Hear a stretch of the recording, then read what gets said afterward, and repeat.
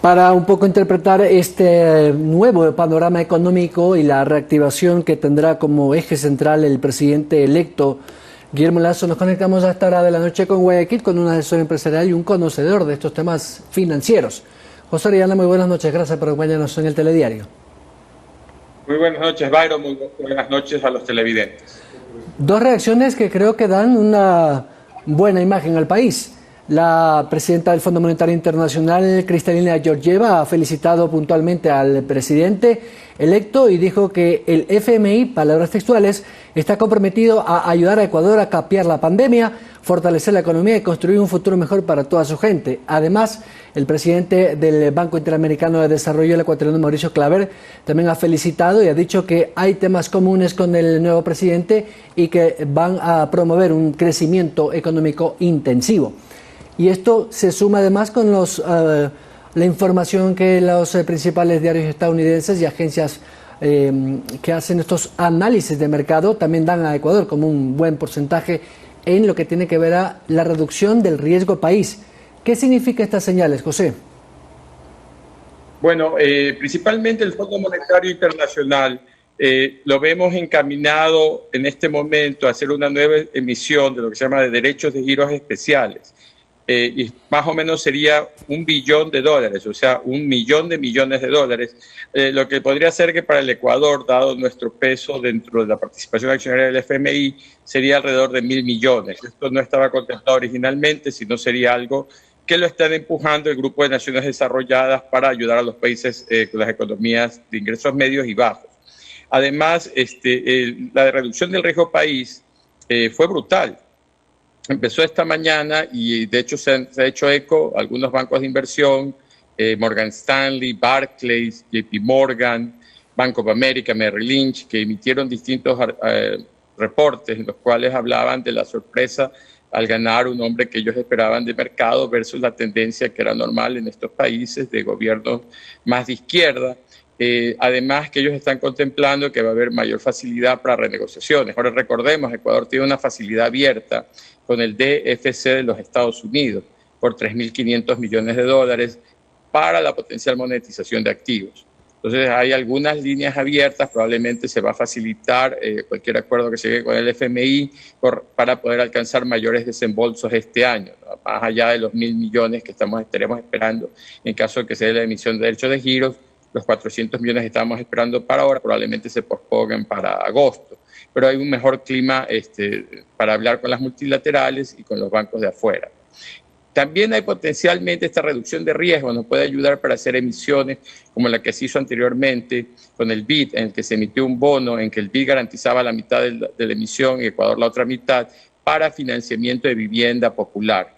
Eso debería ser una idea que debería tener esta nueva administración, este nuevo gobierno, de lanzar este tipo de bonos, aprovechando si el riesgo del país cae, digamos, a niveles de 800 puntos básicos, más la reducción que te da emitiéndolo con la garantía del BID o del Banco Mundial, podrían salir bonos al 6%, que serían muy interesantes para proveer este tipo de financiamiento, digamos, para pymes, para mujeres, proyectos verdes, ¿no? Podría ser hasta tasas menores para proyectos verdes, porque es algo en el que el mundo está encaminado por el cambio climático. Ahora, hay un tema que es real.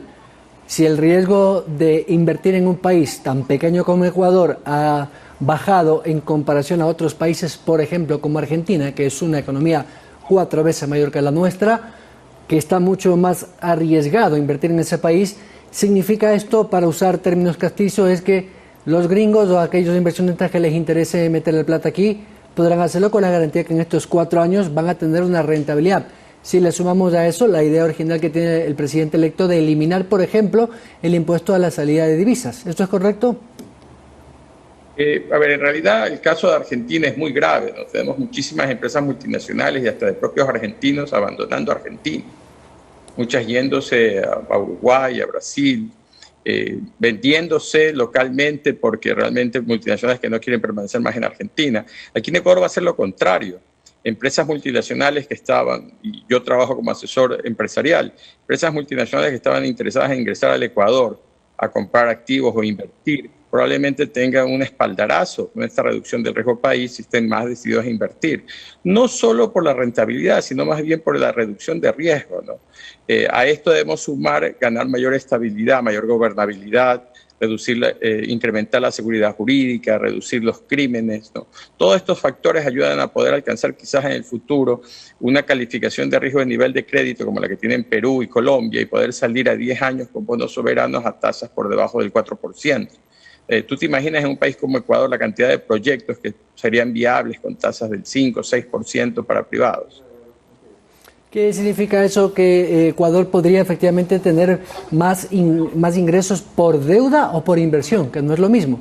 Faltan 450 millones de dólares más o menos de recibir en esta última parte del acuerdo con el Fondo Monetario Internacional y está seguro que, bueno, no está seguro, pero casi hay posibilidades certeras de que se apruebe la ley de la dolarización en los términos de que pidió el Ejecutivo, uno de los requisitos que el fondo había suscrito, pero esto es importante para efectivamente dar esa tranquilidad a los mercados internacionales, los que quisieran invertir en Ecuador, por ejemplo, en la industria minera. Claro, o sea, a ver, la industria minera tiene no solo el factor financiero de riesgo, sino también el factor que haya estabilidad jurídica. Eso es algo que te lo reclaman tanto las empresas petroleras como mineras. Ahora también están los factores de cómo vamos a ir volviendo para temas medioambientales, pero no solo son ellos. Estamos hablando de un sinnúmero de industrias, y no solo industrias, sino potenciales proyectos. Por ejemplo, aquí en la ciudad de Guayaquil podemos hablar del Puente Sur, podemos hablar de la carretera, la vía rápida Guayaquil-Quito, que podrían ser proyectos que van más allá de $1.000 millones. Para darte un caso, en el Paraguay se financió un viaducto que une a Paraguay con Brasil por $6.000 millones a un 6% de tasa de interés entre el sector privado y el público. Entonces, reducir nuestro riesgo país abre la posibilidad, el abanico de posibilidades de proyectos a proyectos de este tipo, ¿no? Que son proyectos de trascendencia nacional. El eje productivo del Ecuador está entre la provincia del Oro, Guayas, de Santo Domingo, los ríos Guayas, ¿no? Y podemos decir hasta Manta. No por incluir la sierra, pero la sierra tiene muchas mejores vías, pero aquí, por ejemplo, para ir a Machala es complicado. Y de eso abrimos muchos otros proyectos, ¿no? Ambos binomios originalmente habían hablado de incrementar la producción petrolera en 50%, a más allá de 750.000 barriles diarios. En este momento estamos con las justas de 500.000 de barriles diarios y falta inversión. Petroecuador simplemente no tiene los dineros, tendría que definir cuencas donde ellos pueden invertir y cuencas donde tendrán que ser alianzas público-privadas. Y si es que queremos alcanzar esa meta, llegar a 3/4 de barriles diarios. Entonces, esto corta transversalmente en toda la sociedad, en toda la economía. Dicen los expertos que Lazo podría, el gobierno del presidente electo, concesionar, vamos a usar ese término, algunos sectores estratégicos, algo que va a tener oposición radical, me imagino, por la ideología en la Asamblea, pero por lo menos intentará el presidente concesionar algunas áreas, por ejemplo, las refinerías o la extensión o la conducción del viaducto o del oleoducto, por ejemplo, entre otros temas, porque esa es un poco su filosofía de desarrollo económico del país. ¿Cuál es esa lectura que podemos tener? ¿Habrá lo que denominan los ortodoxos una privatización de algunos sectores estratégicos? A ver, aquí tenemos que redefinir, ¿no? Estamos pagando por servicio. Entonces, por ejemplo, la gente de Quito que usa la interoceánica para ir a Aldas paga. Aquí en Guayaquil se paga para ir a Salinas. Aquí básicamente si hay un puente sur, el puente sur se pagarían los transportistas el peaje para alcanzar el puerto marítimo. Entonces, esas son obras que se pueden hacer bajo alianzas público-privadas sin problemas. Luego tienes todo lo que conlleva, digamos, por ejemplo, si ya te vas al campo, por ejemplo, de las comunicaciones. La comunicación es un sector que tiene una dinámica gigantesca. Ya hay empresas que van a tener 230, 250 satélites en órbita baja para proveer internet alrededor del mundo de aquí a 4 años. Entonces, aquí tenemos que definir si nosotros queremos tener posesión de esos activos o dárselo a una empresa mucho más grande, privada, que desee invertir en el mismo. Las mismas empresas de telefónicas en el mundo están restringiendo sus campos de acción para poder estar en lo que ellos denominan el core, ¿no? Lo básico de su negocio.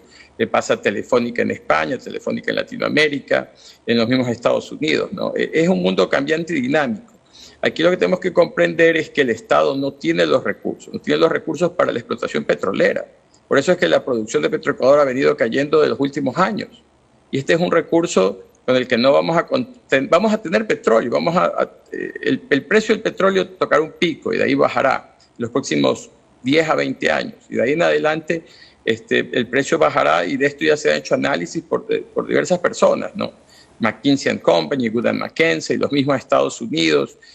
¿Cuál será el futuro de estos países petroleros que tienen una gran proporción de sus presupuestos basados en petróleo en un futuro en el que el petróleo poco a poco se deja de usar, ¿no? Serán coches eléctricos, será energías renovables. No es que desaparecerá el uso del petróleo, ¿no? Esto es como las piedras, ¿verdad? Las piedras no acabó porque se dejaron de existir, ¿no? Aquí el problema es que tenemos que pasar al Ecuador postpetrolero. El Ecuador postpetrolero necesita mucho capital, entonces tenemos que atraer capital. Mucho trabajo por hacer, José Orellana. Muchas gracias, analista económico y asesor empresarial. Muchas gracias. Gracias a José Orellana. Es momento de hacer una pausa, regresar. Vuelve Ana María Suárez con información y, por supuesto, Arturo Barriga con los deportes.